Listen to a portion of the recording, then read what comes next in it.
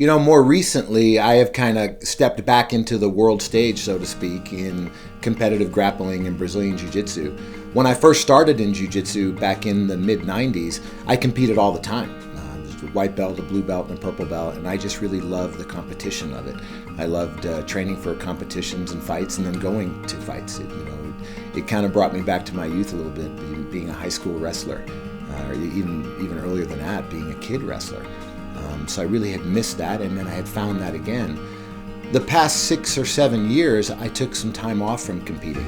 I still taught and trained jiu-jitsu and grappling and MMA almost every single day, but my focus really became on the United States military. I became so absorbed in training the military and traveling with the military and spending time with them that I found I didn't really have the time to properly train myself. I was so busy training them that I forgot to train myself.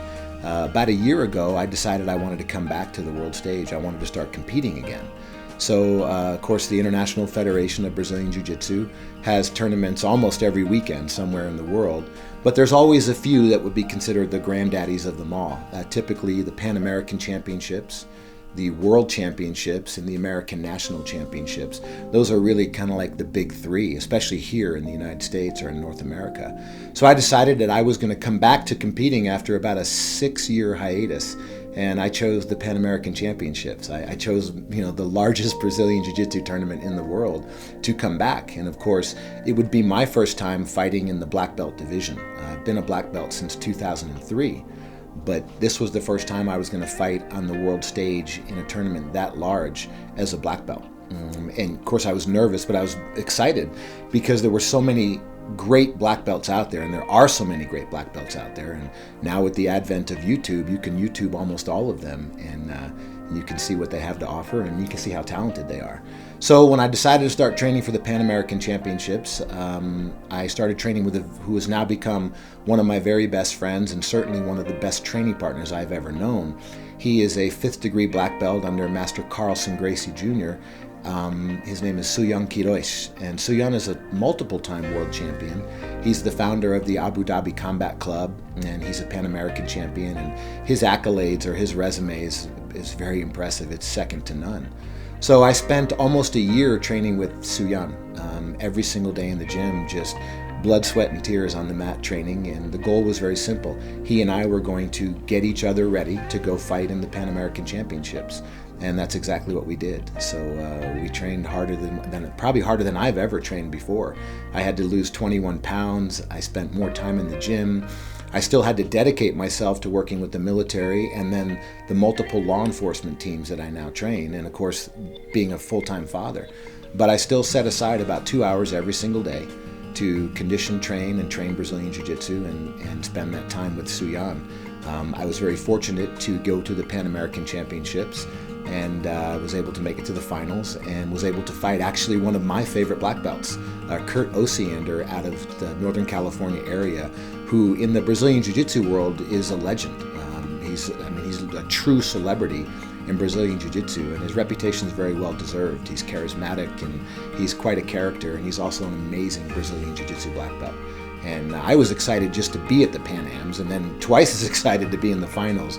But knowing I was going to get to step on the mat and compete against Kurt Osiander, it was like Christmas Day for me. I was just so excited. So we had a great fight, and he was every bit as good as I thought he was, actually even better than I thought, and I already thought pretty highly of him.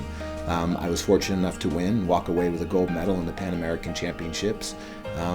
And it was just one of those great moments. I got to fight one of the greatest competitors in the world. I was fortunate enough to win that day, and I got to do it with my training partner and my coach, Suyan Quiroz, right there on the side of the mat, screaming and yelling and coaching for me for the entire time. So, now I've stepped back into that world arena. Since then, I've won a gold medal at the Las Vegas Open. I've just recently won the American National Jiu-Jitsu Championships, both in the gi, and I got a silver medal in the no-gi.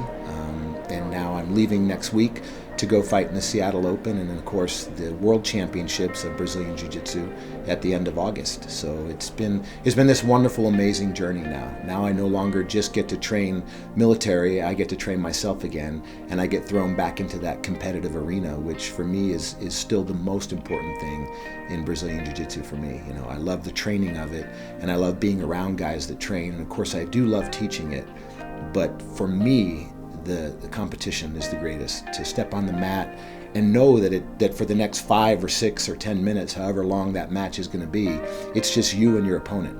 And you're out there and the crowd is watching and people are yelling and screaming and the lights are flashing and win, lose or draw. It's just this incredible, exciting feeling. And to be able to do it in the black belt division, to be able to do it on a world stage, makes it all that more exciting and all that more sweet. And here I am now, competing at this level, at this age, and hopefully I can do it for another 10 years. Hopefully I can.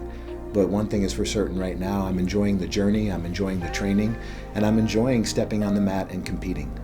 I just love it, and there are so many great competitors out there, and every time I get to fight, I'm always fighting another great black belt. Somebody I respect, somebody I admire, somebody that I look forward to competing against. And it's that great feeling, moments before the fight, you're excited and you're nervous and you're anxious, and you step on that mat and you just leave it all out there.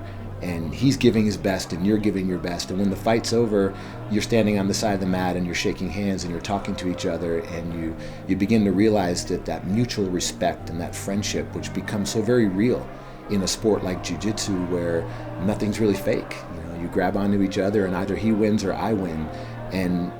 But during that time, during that moment on the mat, you start to develop this tremendous respect for one another because you understand what it took to get there. You understand how hard it was to train yourself to be able to step on that mat and compete. And I think that's one of the many things I love about the sport and I love about competition.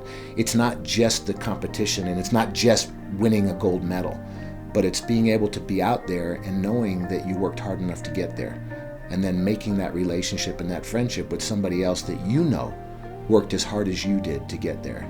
I tell all of my students that it is about the journey. There's a saying we have in our academy, train hard, fight easy. And I think that's oftentimes true.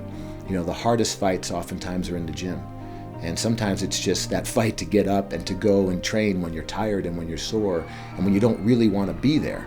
But then you remind yourself, wait a minute, in a month I'm fighting a guy who's an amazing black belt. And if I'm sitting home today saying I'm tired and sore, what if he's in the gym training twice as hard?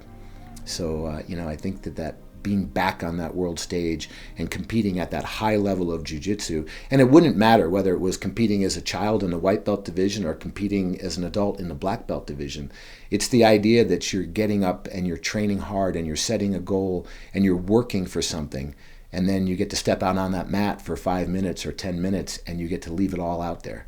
It's amazing what it can do for a person.